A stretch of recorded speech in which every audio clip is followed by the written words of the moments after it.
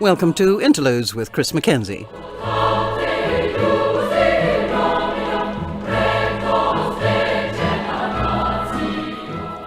And today is a very, very special day. It's my great pleasure to welcome Terry Donovan, or Terence Donovan. Which name do you prefer? Well, it was always Terence Donovan. Mm-hmm. It's actually Terence Patrick Donovan. Oh. But I couldn't get the Patrick on the billboard. So I've settled for Terence, but everybody calls me Terry. I know that's fine. They call me whatever they like. Yeah. Or Tezza, or Hey You. And of course, well-known actor, and he's been in just about everything that's been worth looking at on television, radio, film. It's been a wondrous career. It hasn't finished yet, so I'm still ploughing on. Mm-hmm. But it has gone back a long way. Okay, go back. Tell me. Gee.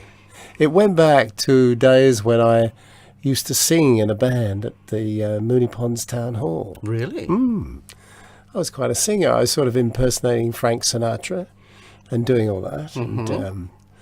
And it was just a wonderful time.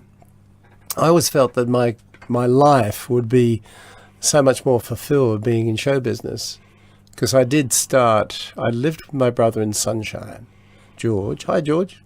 And who is still there. And I worked in factories. Mm-hmm. Now, if you've ever worked in a factory, I worked at McKay's Massey Harris. I was going to be an agricultural junior fitter. And then I had to go on the assembly line and in the paint shop.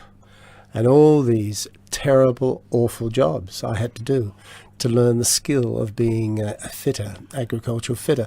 Ultimately to go out to the farms and service combine harvesters. Well, after doing this for a while, I realized life really meant that you shouldn't be there. It was so soul-destroying to be doing that job. And I felt that I would pursue what I felt was more fulfilling to me. And I really wanted to sing. I did get some parts on early television. Mm-hmm. And what early television? Well, dare I ask? Can you remember? Sort of Sunny Side Up type things and things like that. And but before that, because that started in 1956. Television started in 1956, and I was just being a salesman or getting whatever work I could. Mm-hmm. Then I actually got the recording of West Side Story, and I fell in love, with the girl who gave it to me, and also the musical itself. Mm-hmm. And a happy combination. Yes, and she was a dancer and a singer, and I felt I could dance, that I'd never danced before, and I could sing. I certainly done that, and I felt I could act as well. So we both auditioned for West Side Story, and we both got in. And I played the part of Diesel, and then I took over the part of Action from one of the Americans who they sent back to the United States. So my career started in full blast then. With a real bang, wasn't it? I mean, terrific. It was just amazing. And did you feel comfortable and that you'd actually were doing the thing that you liked to do most? Yeah, I did. But the one thing I was terribly uncertain of was the fact that I wasn't skilled enough in certain areas. Mm-hmm. I wasn't skilled enough in the music side of things. I wasn't a dancer. I'd never been trained as a dancer. I went to all these auditions for West Side Story, got the part, and then ran around to Her Majesty's Theatre to Betty Pounder and said, "Please, Betty, teach me to dance." Uh-oh. And so Betty said, "Get at the back of the class." And then for the next couple of months, that's what I did. Mm-hmm. And I just trained myself up, and I watched people like Jack Manuel. You out there, Jack? I hope you are. Who was wonderful, and loved Jack. And Alban Pahanik, who was another fun dancer, very brilliant one too. And so I watched them, and they helped me, and I succeeded in keeping in show business up until the present day. But West Side Story was so indelibly on my mind because I can see it and feel it now, the music of West Side Story, when the curtain went up at the Princess Theatre and we were standing there as delinquents, and I've still got the jacket and it still fits. Oh, there's a little bulge at the front. But It's quite nice. I'm talking about my stomach. Christine, behave yourself. Anyway, so I still remember that, and then we did this sailing step across the stage, and it was just inspiring. Leonard Bernstein's music, Jerome Robbins' choreography. Ugh, what more could I thought, well, hi Hollywood, here we come. Because it never happened. But I did stay in the business, and West Side Story I hold as just one of those wonderful things that happen in your life, and it happened to me. We're going to listen to some music now from West Side Story.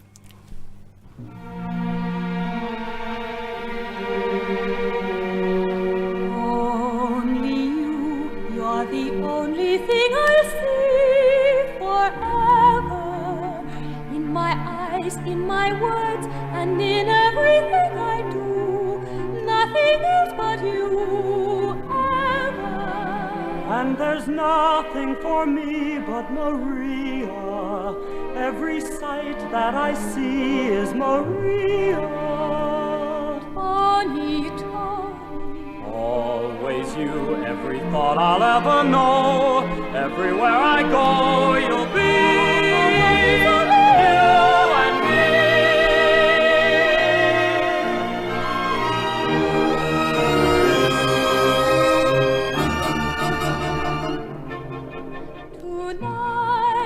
Tonight, it all began tonight. I saw you and the world went away.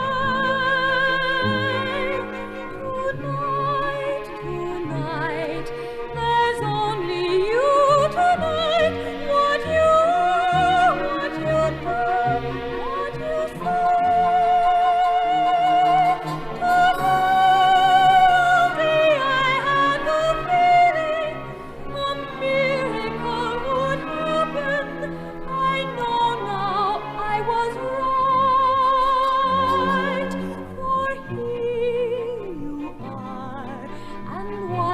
Just a word is a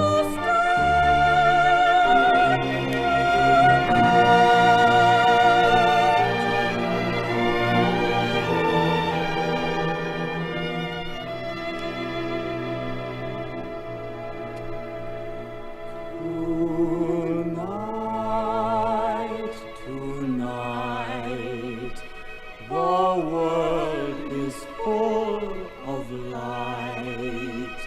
With suns and moons all over the place.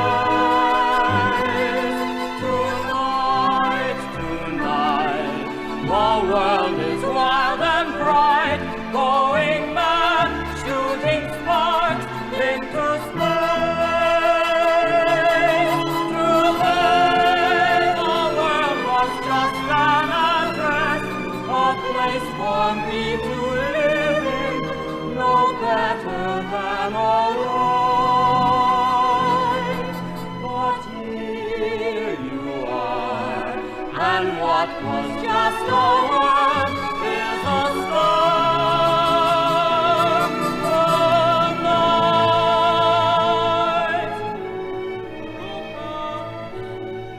I can't stay. Go quickly. I'm not afraid. They are strict with me, please. I love you.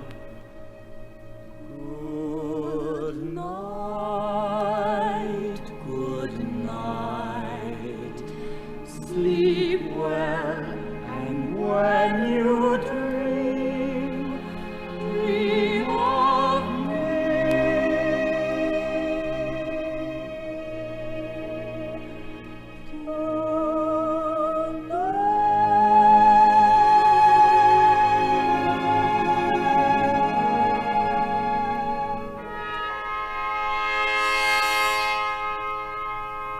From the original Broadway production, Larry Kirk and Carol Lawrence, and it's Tonight. Did you sing that?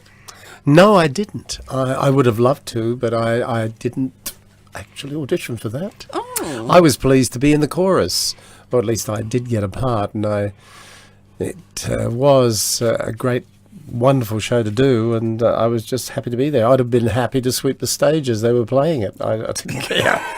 So we did 3 months at the Princess Theatre and then 3 months at the Tivoli in Sydney. You'd found what you wanted to do with your life. I did. I cut my tyres with everything else and never went back to a factory again. Mm-hmm.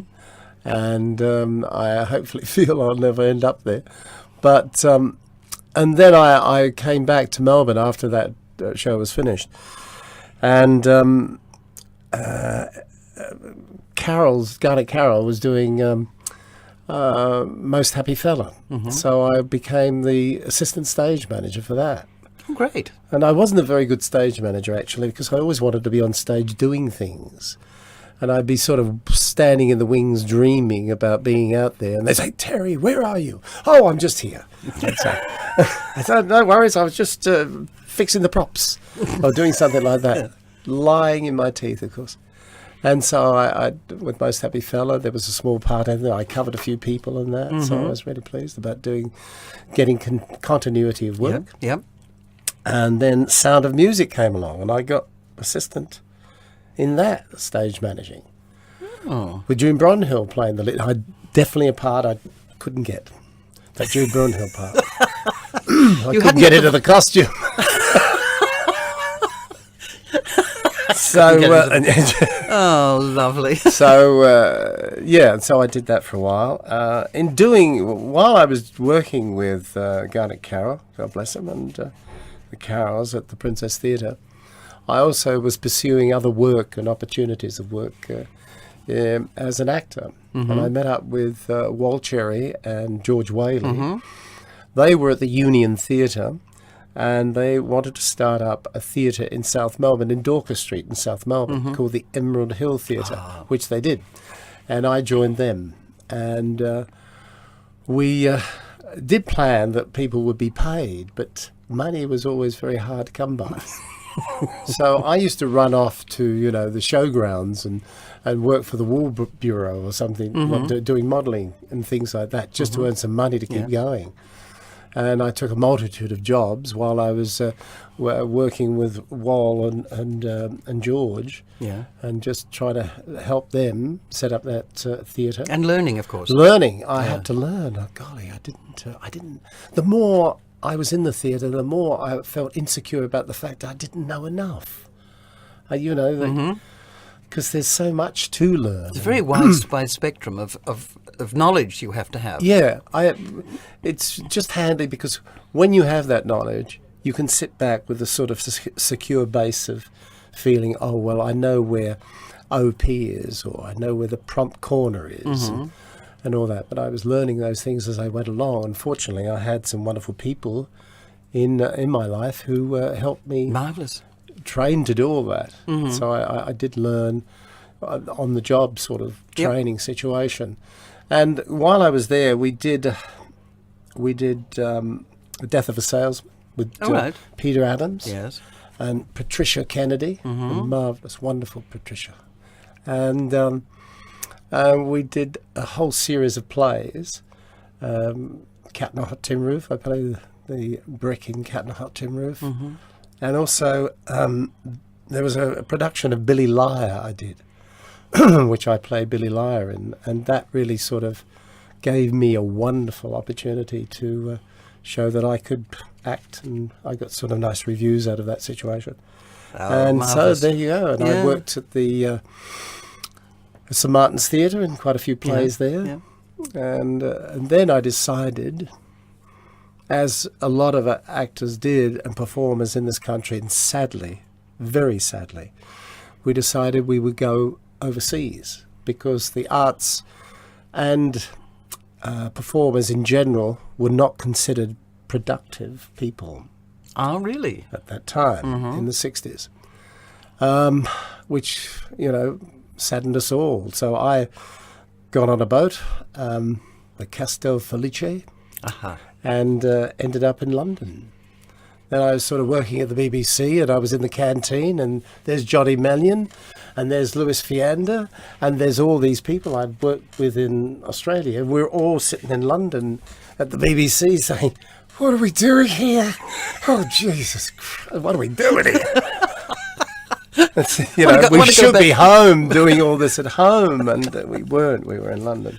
So, but we, it was wonderful then because we had that opportunity, that place to go at least, because our own governments and country wasn't really looking after the arts and helping to nurture it the way they are today. It certainly was a really hard time. Yeah. So How long were you over there? I was there from 63 to 68. Yeah. And then I met up with some fantastic actors and performers. And with acting and with performing, whether it be film, television, or whatever, and theatre, you learn from other people. The more you work with them, you learn the way they tackle things, the way they handle themselves, and you're inspired by that. So it was a wonderful learning curve for me. Mm-hmm. Fantastic. And so I decided that while I was there, I would absorb as much as I could. Mm-hmm. And and there were so many good friends, Bob Hornery, and I meet up with Bob, and we were all at the Meadow Players. It was a group of people that a fellow called Frank Horser got this group together. It was working out of Oxford, the Oxford Playhouse, and then they get the group of people and go around the UK and all come back at Coventry or some place to get together as a group. They have about 6 plays, and they all come back and present those plays at the Theatre Royal. What experience. It was just wonderful. Wonderful. I think we should play a bit more music, which is relevant to the... Well, I don't know when you were doing this. It's you singing, actually. Is it? Yeah. Gee. Look, listen to it. Did I get paid? I don't know. I don't know. It's all a circus, kid. A 3-ring circus. These trials, the whole world, all show business. Kid, you're working with a star, the biggest. Give 'em the old razzle-dazzle, razzle-dazzle 'em.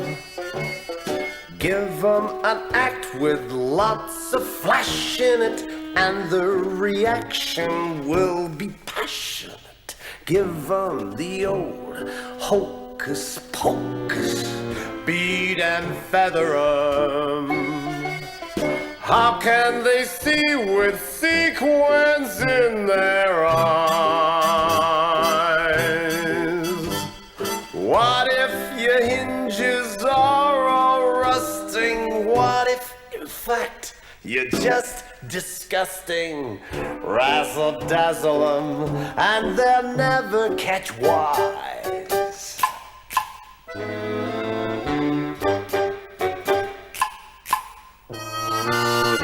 Give them the old razzle-dazzle, razzle-dazzle 'em. Back since the days of old Methuselah, everyone loves the big bamboozler. Give them the old 3-ring circus, start and stagger 'em. When you're in trouble, go into your dance. Though you are stiffer than a good, they'll let you get away with murder. Razzle-dazzle 'em, and you've got a romance.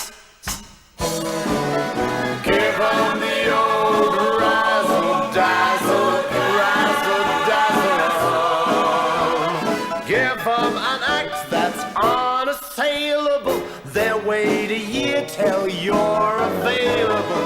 Give 'em the old double whammy, days and dizzy 'em.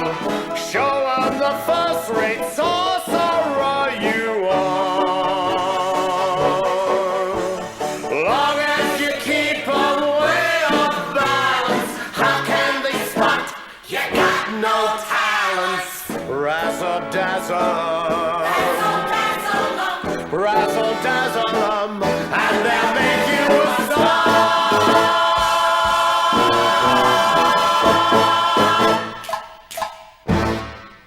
That was from a record that is, actually is owned by somebody in the studio here. It's the Chicago, and it says Terrence Donovan as Billy Flynn in Chicago. In colour, yes. me. And wearing the white everything. Top hat. Tails. It was wonderful. This suit, well, I was all in white, and then as I sang the song, I stripped. Oh. To my, it doesn't show that. It doesn't show that there, but I've very good legs. 81, 82, you said that was. Yes. Okay. Wow. So it was really that was fantastic. That was a fantastic show, and the most wonderful Geraldine Turner, Nancy Hayes. Oh. How long did you play in that? We did that. That started at the Opera House in Sydney for 7 weeks. And then it was so successful that it went to the Theatre Royal for 3 months. Oh. And then from there, we came to Melbourne for about 10 weeks, I think. Mm-hmm. And then at the Comedy Theatre. Then we went to Adelaide, only just for about 2 weeks. Then we went back to Sydney. Wow. For another 3 months at the Theatre Royal. It was the most wonderful time. And I got paid all the time. See, in show business, you live from job to job. Yes. And when you get the continuity of work, it really is quite nice. Absolutely. And that was really quite fantastic. And enjoying it too. Yeah. And Richard Werrett, dear Richard. Oh, yeah. He was just, just wonderful to work with. I can imagine. And the Chicago that we did, the wonderful thing about Chicago and any great musical is that you can do it in different forms and different ways. The recent Chicago had been done in a much more darker form, whereas Richard made it really sort of razzle-dazzle, really old vaudevillian. And I think, it worked for us so well. And it was such a huge success. And it was a huge success when it came recently here. Yes. So it was just a marvellous show to do. And, the stories about that show and everything that happened can't always be told. But it was quite a time. I got married while I was actually in that show. Well, you're allowed to tell that. Yes, it was very pleasant. That's yes, I have a beautiful son out of that, Paul Patrick. Paul Patrick. Yeah, who's 21 Quite soon. Yeah, very soon. Absolutely. Yeah. That's wonderful. Wish him happy birthday from Golden Days. Certainly will. Now, we're going to run out of time. It happens doing this show. Can you come back, Terry, and do some more? Absolutely. Terrific. Could I stay here the night? Why not? We can make arrangements. Oh, I see. Absolutely. Absolutely. We'll see you soon again. Absolutely. Lovely. Wonderful. Bye-bye.